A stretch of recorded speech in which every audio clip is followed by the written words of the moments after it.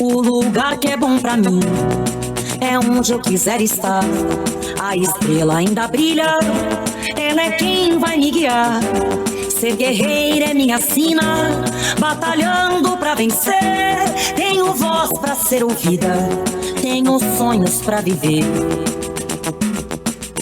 Não vão mais conseguir me anular, me calar.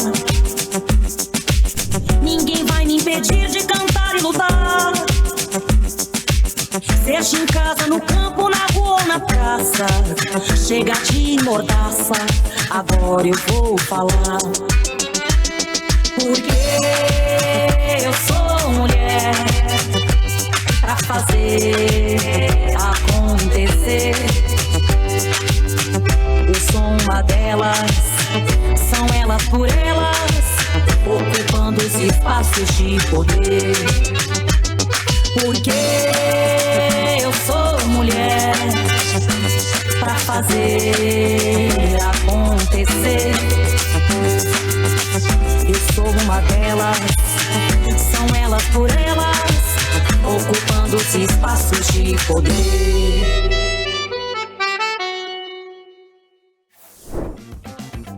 Começa agora o TV Elas por Elas. E na aula de hoje, vamos falar sobre as mulheres no setor energético brasileiro, com Darlene Testa, assessora sindical. Olá, eu sou a Darlene Testa, eu sou uma militante que já passei por diversos momentos e espaços de atuação no Partido dos Trabalhadores e nos movimentos sociais. A minha filiação foi em 82, quando eu estava no início da faculdade, e nós resolvemos lançar um candidato do nosso grupo, que eu fazia geografia na época, e a partir daí eu comecei a atuar na militância, no movimento popular, principalmente com trabalhadores rurais nesse primeiro momento. E a minha militância aí foi para o MST. Do MST eu conheci a CUT, e na CUT eu acabei trabalhando na formação sindical por muito tempo. Daí eu acabei também indo para as atividades de planejamento estratégico e conheci o setor energético do estado de São Paulo. E fui trabalhar para construir um programa de formação para o Sinergia, que eram os sindicatos eletricitários na época, e até hoje eu faço assessoria para eles, e ao mesmo tempo a minha militância passou a vir para Campinas, que é a sede do sindicato. E de lá veio a minha militância no PT Campinas, do qual hoje eu sou a secretária de comunicação. Ao longo do tempo, a política energética brasileira, ela sempre teve um tratamento talvez diferenciado para as mulheres, que as mulheres, muitas delas são chefes de família. E são elas que têm que lidar com o orçamento e fazer com que, caiba no orçamento pagar a conta de luz, que após as privatizações foram ficando muito mais caras, As tarifas são muito caras e ainda hoje, mesmo com o governo nosso, as privatizações, esse monte de empresas privadas que nós temos, faz com que a gente ainda tenha tarifas bastante altas. Apesar de que o governo lançou, nesse último período, alguns programas que possibilitam, não só o Luz para Todos, que foi acesso à energia nas regiões mais longínquas, mas a redução das tarifas, um subsídio para a redução das tarifas. Mas a gente precisa de muito mais, porque existe uma questão de pobreza energética. Nós temos ainda um contingente, acho que de 35 milhões de pessoas que vivem com dificuldade do acesso à energia. Então, existe essa ideia de que nós precisamos, junto com todos os elementos de pobreza, também acabar com a pobreza energética.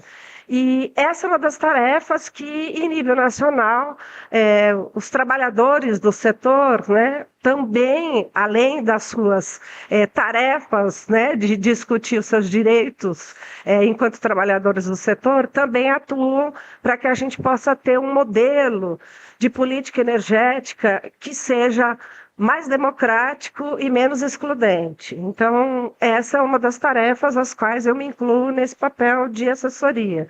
E também de fazer com que, dentro disso tudo, as mulheres estejam sendo reconhecidas, né, como sujeitos de direitos e fazer com que elas possam se enxergar dessa forma. Então, o trabalho, aquele chamado trabalho de base, né, que a gente faz, também vai sendo voltado para as mulheres. Acho que a presença das mulheres é fundamental, né? Primeiro, pelo olhar, eu acho mais amplo que a gente consegue dar para todas as situações. Segundo, porque não há projeto nenhum de país sem a presença das mulheres. Esse é um campo, tanto do movimento sindical quanto da vida partidária, em que ser reconhecida como uma dirigente, como uma militante, é um trabalho árduo. E não é só pela competência. A gente, além de ser competente, a gente tem que ser sempre um pouco mais, né, de tudo para se firmar nesse espaço. Acredito que as mulheres hoje cada vez mais conseguem, né, fazer isso. E é por isso que hoje, nesse 14º Encontro Nacional, estamos aqui em número suficiente e unidas, né, e unificadas com essas duas questões que elas, para mim, são fundamentais nesse próximo período. A paridade, ela tem que ser o mínimo, né? Nós queremos não só paridade, mas queremos estar nos espaços de poder com poder, né? E que os recursos ou a estrutura que é dada para que todas as secretarias funcionem estejam da mesma forma com as mulheres, para que a gente possa ter um contingente muito maior de mulheres dirigindo os partidos, sendo vereadoras, deputadas, ocupando os espaços na sociedade como um todo, de forma qualificada, porque a gente sabe que pode. A minha trajetória foi uma trajetória da convivência num mundo bastante masculino, porque eu gostava de esporte, e gostava de esporte na minha cidade. E fui escrever, participava daquelas Olimpíadas, e fui escrever um dia sobre esporte, e isso saiu num jornal local, sobre o time de futebol da cidade. E as pessoas depois na escola vieram me perguntar por que você escolheu aquilo para falar. Sim, porque posso, eu gosto, né?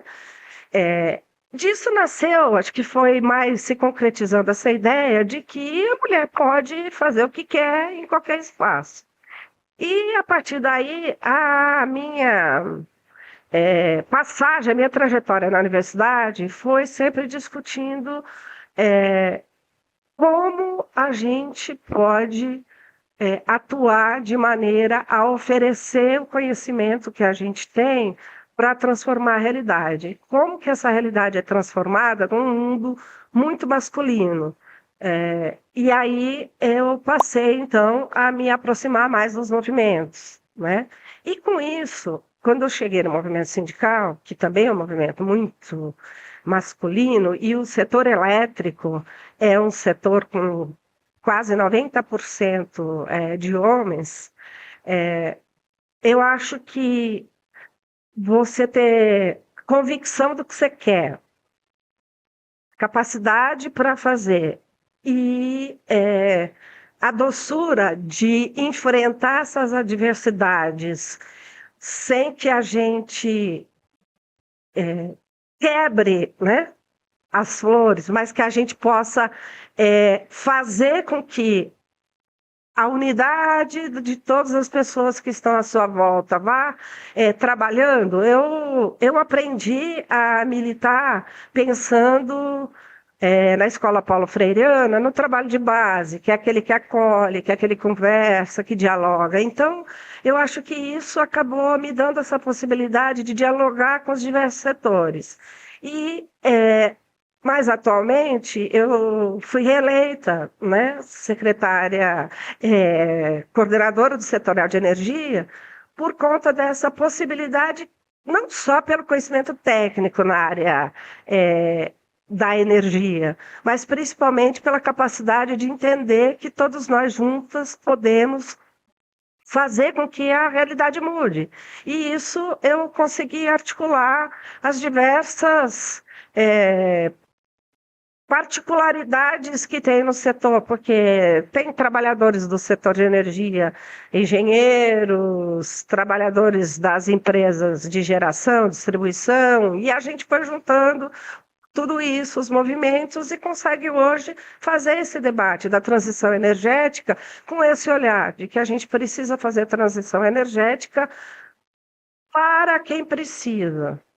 Na transição energética, ela tem que vir junto com os direitos de cada trabalhador e cada trabalhadora que está no setor, mas sim, principalmente, para que as pessoas, né, para que a população tenha mais qualidade de vida. Então, eu acho que não existe um caminho único, não existe método técnico, mas existe você conseguir trabalhar com as situações e com a realidade, e sempre sabendo que sozinha ninguém vai a lugar nenhum, ninguém faz nada, e que um mais um, mais um, mais um, né, forma aquela grande corrente que pode fazer com que a gente saia em disparado. Hoje a aula foi sobre as mulheres no setor energético brasileiro, com Darlene Testa, assessora sindical.